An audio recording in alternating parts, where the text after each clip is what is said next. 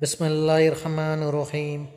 جس نے مغرب کے بعد 10 بار یہ کہا، رسول اللہ صلی اللہ علیہ وآلہ وسلم نے فرمایا، لا الہ الا اللہ وحدہ لا شریک لہ لہ الملک ولہ الحمد یحیی ویمیت وہو علی کل شیء قدیر۔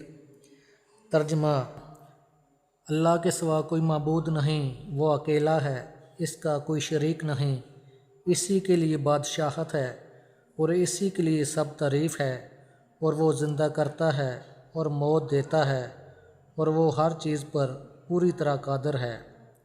اللہ تعالیٰ صبح تک اس کی حفاظت کے لیے مسلح فرشتے بھیجے گا جو اس کی شیطان سے حفاظت کریں گے، اور اس کے لیے 10 نیکیاں لکھی جائیں گی جو اسے اجر و ثواب کا مستحق بنائیں گی، اور اس کی برائیاں اور گناہ مٹا دیں گی، اور اس کو 10 مسلمان غلام آزاد کرنے کا ثواب بھی ملے گا۔